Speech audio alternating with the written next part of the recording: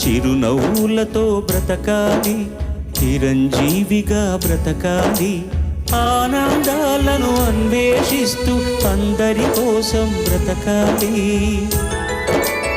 అందరినీ బ్రతికించాలి, చిరునవ్వులతో బ్రతకాలి, చిరంజీవిగా బ్రతకాలి.